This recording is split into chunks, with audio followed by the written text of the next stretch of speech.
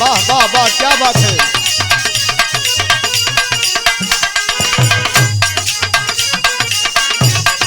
ओह क्या बात है।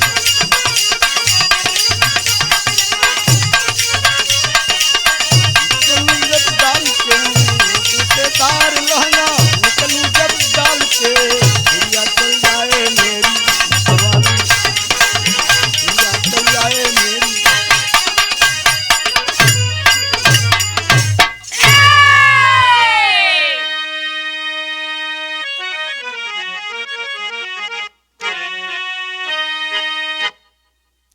अच्छा भैया, हम गायक कलाकार सुरेंद्र जौनपुरी, आरपी म्यूजिक राजू रंजन पाल के देख रेख में ई लवली स्टूडियो दीपक यादव भाई के देख रेख में एक बिरहा में आप लोगों के बीच भेजने चल रहा हूँ। आशा नहीं, उम्मीद है कि आप लोग जरूर पसंद करेंगे। चला मास्टर।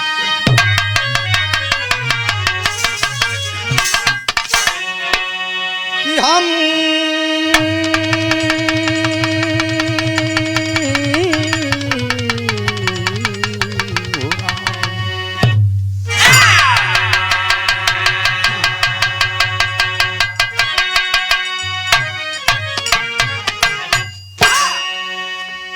चार लाइन भूमिका में कहना है। कैसे कि हर ए कलम करे दे जयकार उन वीर की, मरे शान पे जो कि दीवान बनके,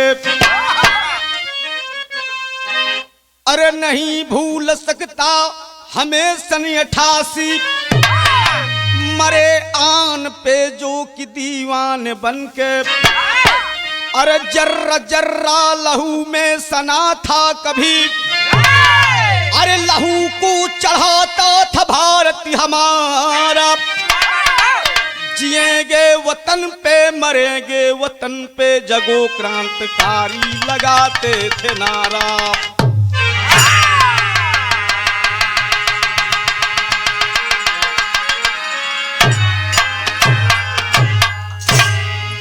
एक लाइन यहाँ गजल लगल मास्टर। कैसन गजल, वाह। ओह,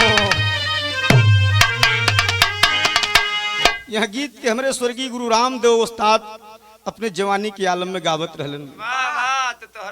वैसे केहूं रामदेव बुल्लू तना हो जाई, लेकिन अखाड़ा अखाड़ा की मर्यादा होला, कुछ न कुछ छत्र छाया जरूर पड़ेला। कैसे लाल, बा कि अरे काबे में, अरे काबे में तेरा जलवा, काशी में नजारा है, काबे में तेरा जलवा,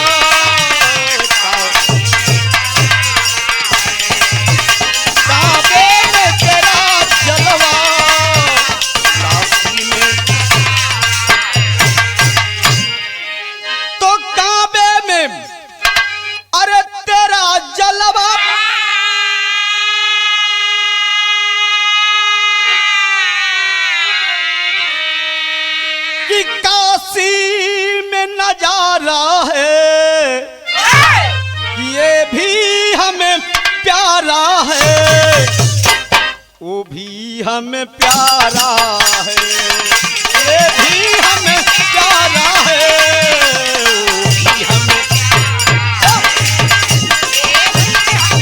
प्यारा है, वो भी हमें। लेकिन भाव में कवि बड़ी सुंदर लाइन लिख रहे हैं।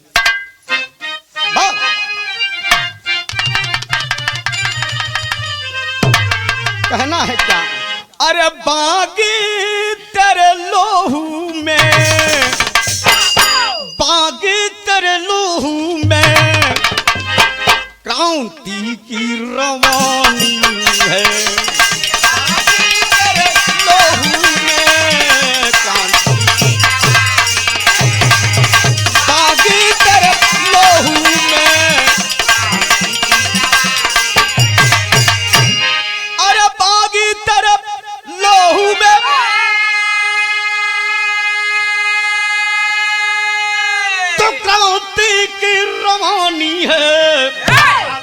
अरे स्याही से लिखा कोई खूनों की कहानी है, स्याही से लिखा स्याही से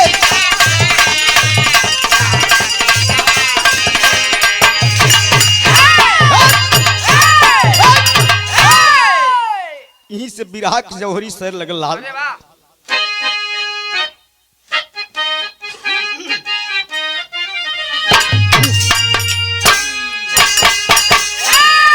आए मेरे देश के वीरों,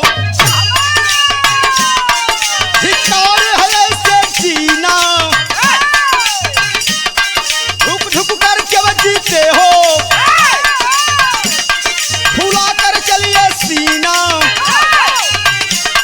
है मेरे देश में गूंजा हाँ इनकलाब का नारा, भग जाए गोरी दुल्हन वीरों ने है ललकारा।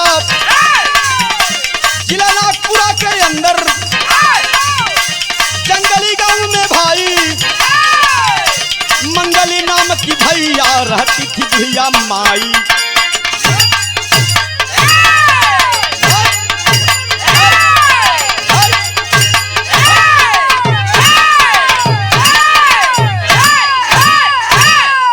सही हो लाल, पहले बात के समझ ला। नागपुर शहर में एक जंगली गांव में एक मंगली नाम की बुढ़िया अपन जीवन व्यतीत करत रहल, जिकरे गोद में एक लड़का रहल। लड़का अपन लकड़ी के रोजगार करके अपने माई के अपन परवरिश करत रहल। एक दिन के बाद चंद्रशेखर आजाद अंग्रेज के गिरोह में पकड़ा गईलन। शाम के वक्त बाबूजी कौनो मौका पैलन बाउंड्री के पार होकर के बाबूजी निकल जाते हैं। 3 जवान थे अपने हिंदुस्तान के, तीनों जब निकल गए बाबूजी भागते भागते भागते भागते आते हैं। आधी रात से ज्यादा बीत गई थी। मंगली बुढ़ी खाना बना करके चूल्हा पे खाना रख करके अपने बेटे की राह देख रही है कि मेरा बेटा आ जाए, फिर मैं माँ और बेटा दोनों साथ में खाना खाऊंगी। लेकिन ये भैया बेटा कहीं अपने साथी संगाती में फंस गया था, नहीं आ पाया। माँ बेटे की राह देखते देखते दीवार की उठन करके बाबूजी ढुरुक करके सो जाती है। अपने देश के जवान भागते भागते जा रहे थे। बाबूजी बगल वाली झोपड़ी मंगली बुढ़िया के देखे जिसमें उसका लड़का सोता था। सोचे 2-4 घंटा यहीं पे अपना समय बिता लेता हूं, फिर उसके बाद तब तक जो शरीर की थकावट है वो भी दूर हो जाएगी। ए बाबू बैठ करके सुबह 4 जब बजा सोचे अब यहां से निकल लूं, नहीं तो कोई देख लेगा जाकर के बता देगा तो हमारे साथ में यह बुढ़ी भी बेचारी परेशान होगी। लेकिन हुआ क्या मास्टर,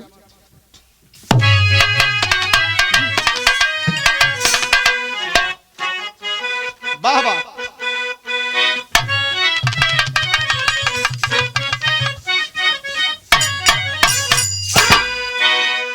एक लाइन यहाँ गीत लगल।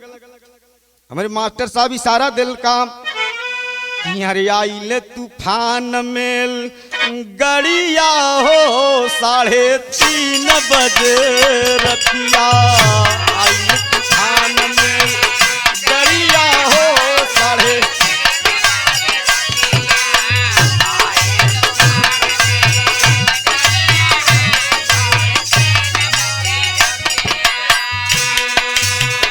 लेकिन ये बाबू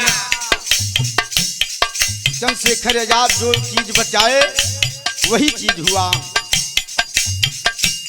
जैसे झोपड़ी से निकल रहे थे पड़ोसी कोई देख लिया, जाकर के अंग्रेजों से बताया करे सरकार वो हमारे पड़ोस की वो बुढ़ी रात भर उन तीनों नायकों को शरण दी थी। जब इतनी बात अंग्रेज बाबूजी खबर को पाता है घोड़े पर सवार होकर के आता है। कैसे आता है? आइले दरोगा सुन खबरिया हो लाल कैले पुतरिया, बरिया हो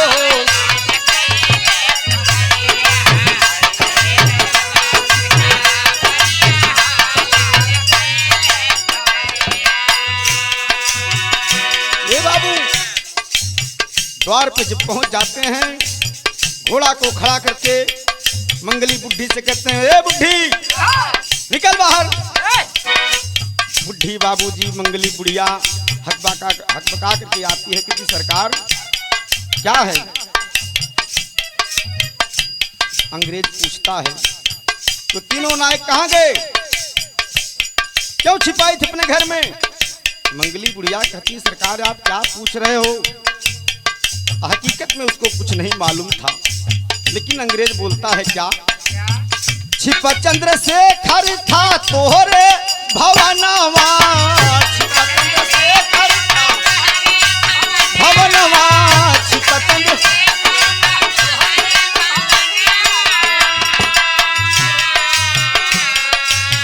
सफ सफ बतिया बताई दमयनवा, सफ सफ बतिया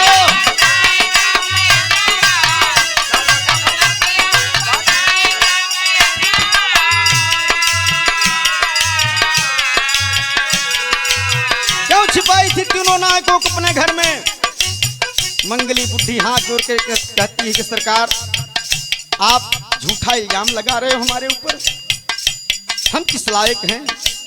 लेकिन मानता नहीं है। जिसके दिल में अगर शंका हो जाए तो हर चीज की दवा है, मगर शंका की दवा नहीं है। कहता है क्या? छिपा चंद्रशेखर था तोहरे भवनवा, छिपा चंद्रशेखर था भवनवा, छिपा चंद्रशेखर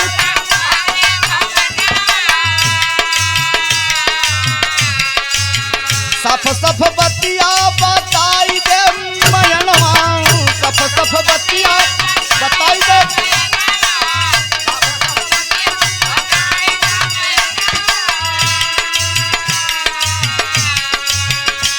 अरे कोरवा से मारे तुरा चरिया हो लाल कैले पुतरी, कोरवा से मारे तुरा चरिया, ये बात है। कोरवा से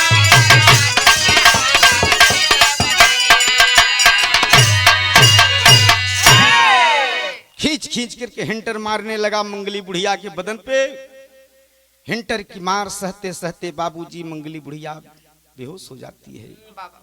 और जब बेहोश हो जाती है ये बाबू, मंगली को फिर उठाते हैं।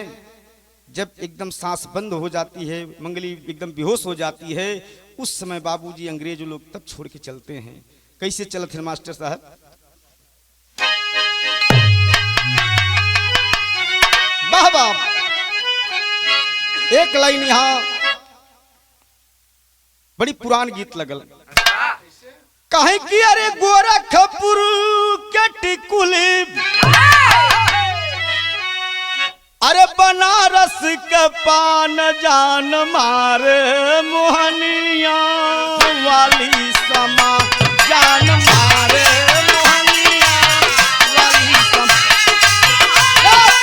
क्या बात है? समान जान मारे मोहनिया।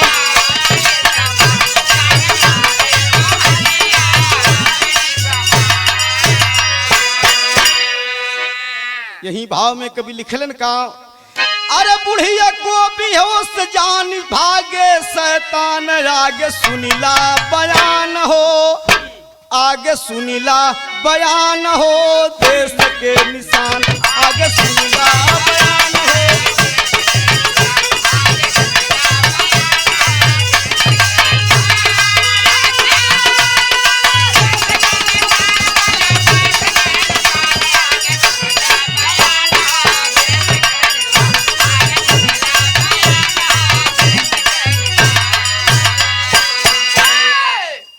कोड़वा परत रहा, खुनवा गिरत रहा, अरे माई के दामन लहू से भीगत रहा, माई के दामन लहू।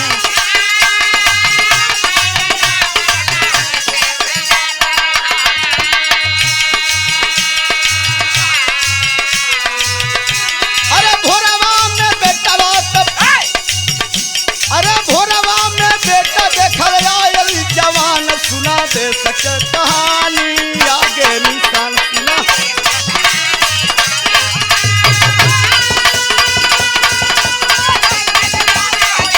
निशान सुना देश के कहानी, सुना देश के कहानी। सुबह की बेला में बाबूजी बेटा लकड़ी काट करके आता है अपने साथी के घर से। मंगली बुढ़िया को बाहर से माँ माँ कह के बुलाता है, लेकिन माँ तो बोलती नहीं है। माँ एकदम बेहोश पड़ी है। जब बेटे की आवाज कान में जाती है, मंगली बुढ़िया को कहरे आती है। जब मंगली बुढ़िया कहरती है, सूरज सोचता है कि मेरी माँ का तबीयत खराब हो गया है। दौड़ करके बाबूजी जब पास में जाता है, जब देखता है बदन उठा लेता, जब गोद में अवाक हो जाता है, कहता है रे माम ये सब कैसे हुआ माम। बिरहा में टेरी लगल मास्टर।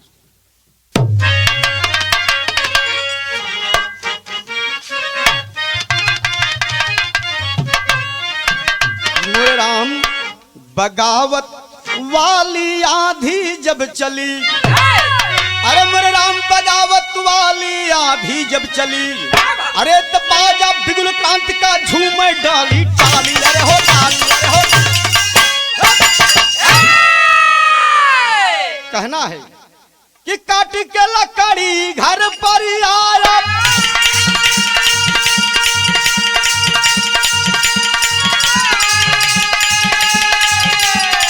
माँ को जाए उठाया है,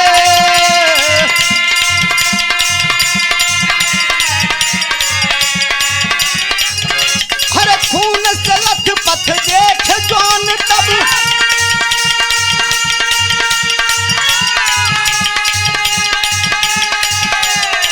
माँ की कसम को खाया है।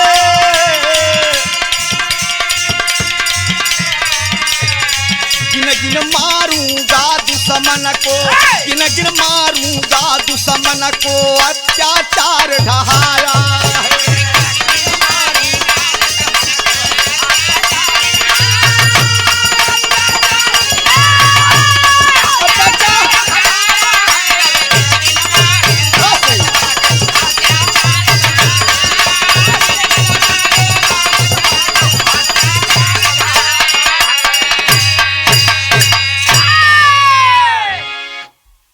महतारी के सामने कसम खाता है, कहता है रे माम बोल ये सब हालत तुम्हारी कौन किया।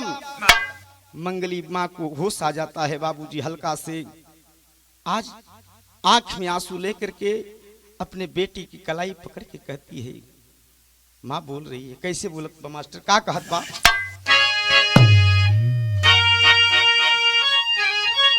वाह वाह, यह गीत के हर गवैया अपने अपने अंदाज में गावलन। केहू गई यहाँ कि हरे अम्मा खैला बलमू, अरे किसुलिया घीच मारा दगिया डारा राजा, अरे दगिया हमारी धानी रंग चुनारिया दगिया डारा राजा।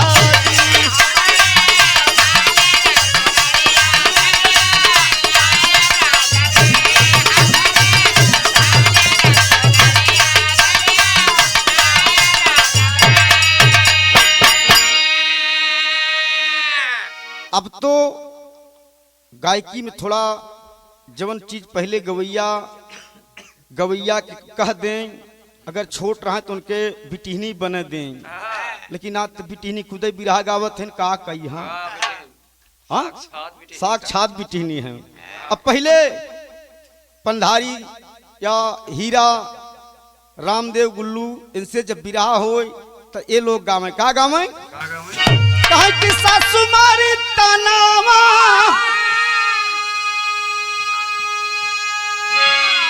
अरे नदिया मारी तनवा तनवा एनाहुमा तनवा एनाहुमा रे अरे हमारे आगे कई बिटिहनी तनवा एनाहुमा रे हमारे आगे कई तनवा हमारे आगे कई बिटिहनी तनवा।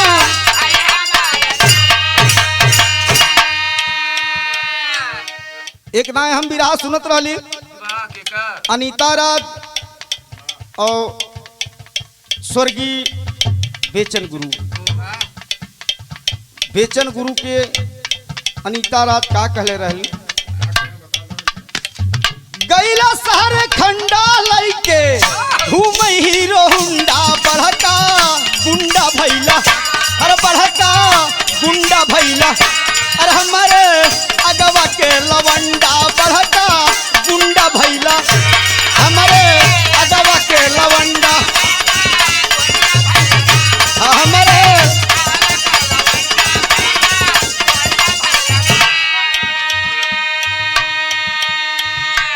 विराह में तमाम प्रकार के गीत गवाई ले बाबू, लेकिन बात सामने के आज मंगली बुढ़िया अपने बेटा की कलाई पकड़ के कहती है क्या आँखिया में आंसू भर के आँखिया में आंसू भर के बोला ली भवनिया पनिया राख लाला अरे पनिया राख अरे दैदा आजा दीन सनिया हो दैदा आजा दीन सनिया रे पनिया राख लाला ना दैदा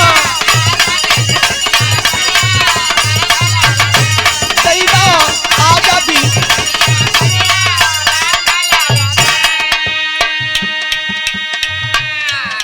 आज तब बेटा पूछ रहा है कि माँ बोल कि तुम्हारी हालत कौन किया। तब माँ बताती है कहर कहर की बोलती है कि लाल सुन मेरी बात बेटा घरवा में आई लया रे जबादा करिया लाला घरवा में आइला अंगरे जबादा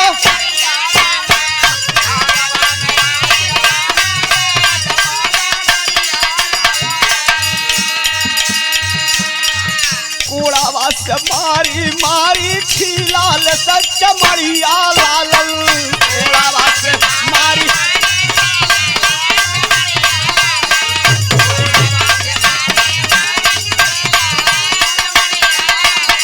कारी से इज्जतिया बच है कारी से इज्जतिया बच है देश के बहिनिया पनिया राख लाला अरे पनिया राख लाला अरे कैसे जी है ये पुरनिया पनिया राख लाला कैसे जी है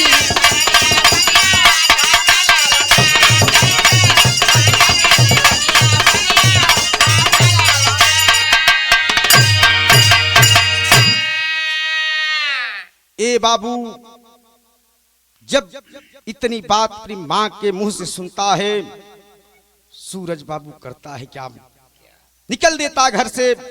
सुबह सुबह की बेला में अंग्रेज लोग महफिल लगा करके चाय नाश्ता कर रहे थे।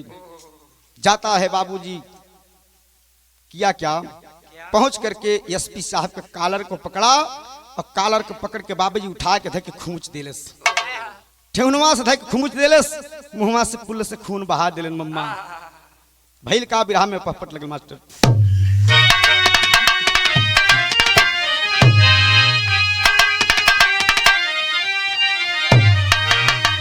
जमी गिरा रे सपी को रे दीवाना गरिजा मर्दाना अरे जमी गिरा रे सपी को दीवाना गरिजा मर्दाना हर जन्म भूमि पर होगा बलि चढ़ाना गरिजा मर्दाना।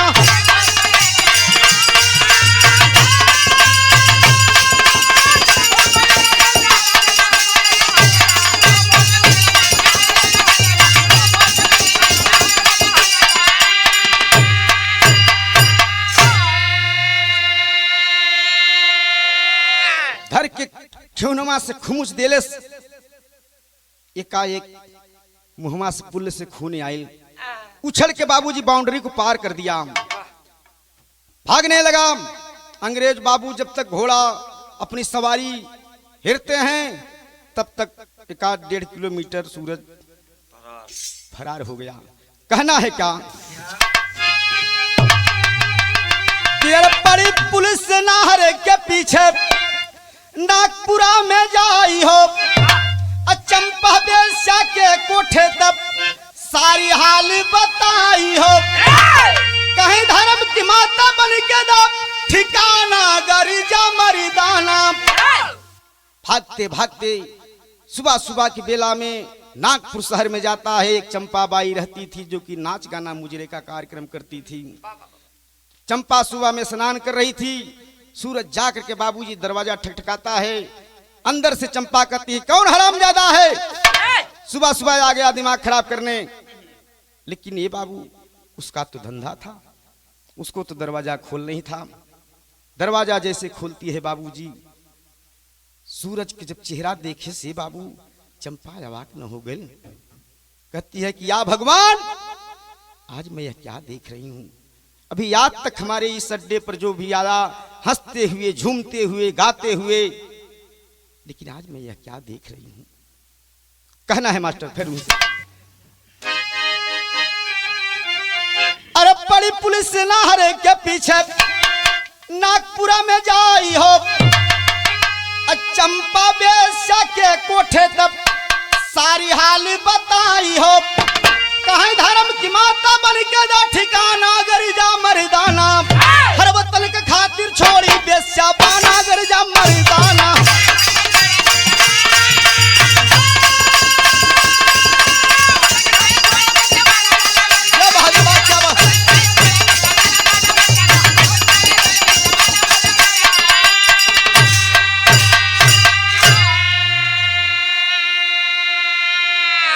सूरज आज चंपा के पैर पे गिर पड़ता है।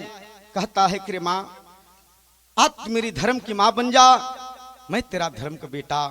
पूरे भारत माता की लाज बचाएगी रे माँ।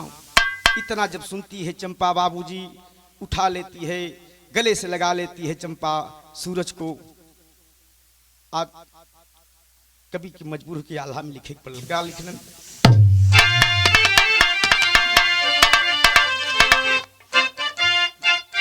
अरे बाहर मुन्ना बा कि हाय कि नदिया के धार,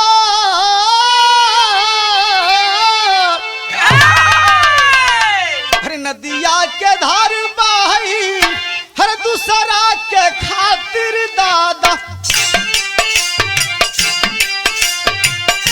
दूसरा के खातिर फरैया ममा वाली दा।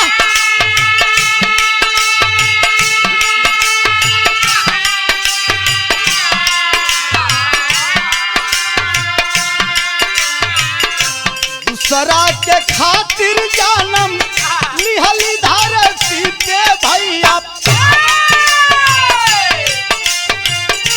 ओइसे एक बेश्या होई के कैली न उपका।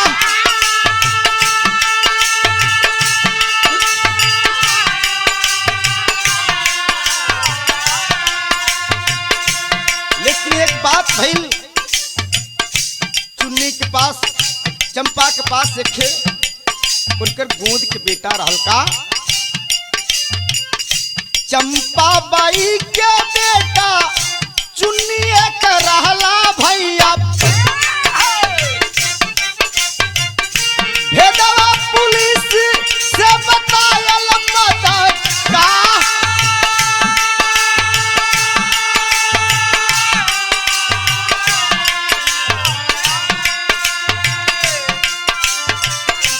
चुन्नी के पुलिस बंद कैला थानवा में भैया, अवले दरोगा चंपा बाई के दुआ।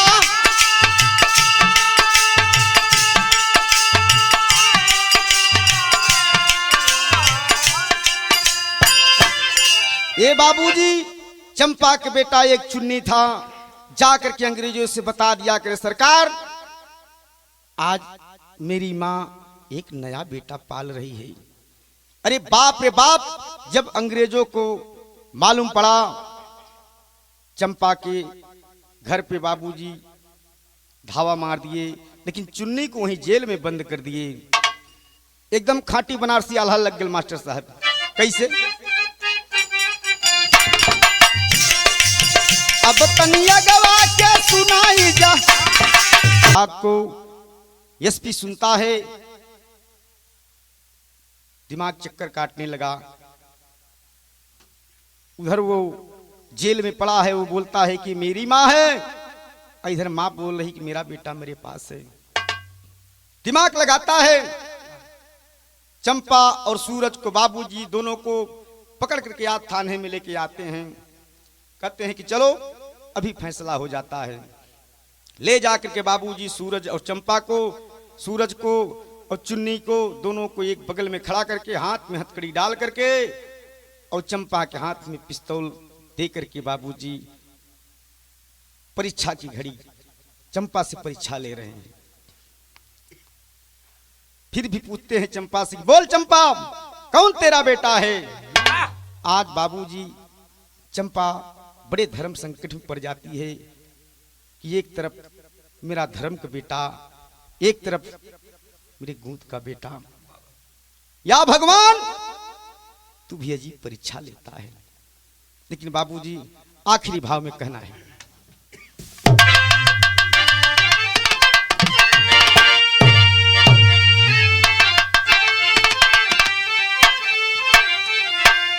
करे धर्म की मतारी हर बन तब राखी पनिया। अरे भैली देशवा के करनवाई का सबनिया।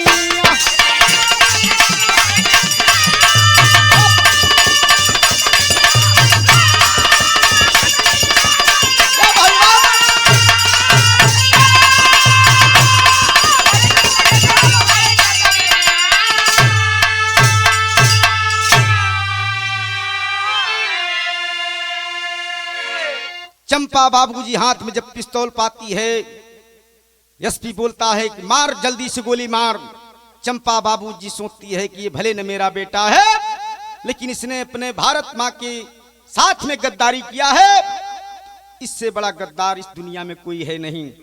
खींच करके मार देती है बाबू गोली। जो गोली लगल चुन्नी की सिनेमा में हो, कमन ऐसन बेटा हुई, कमन ऐसन मतारी हुई, अपने बेटा के सामने मौत हो, कलेजा न पिघल जाई हो। कहना है का कि माता माता कहता चुन्नी चंपा भी घबराई। अरे पुत्र शोक से सकी नहीं है, अरे खुद को गोली खाई। अरे गिर गई धरती पे भवानी आज कसबी।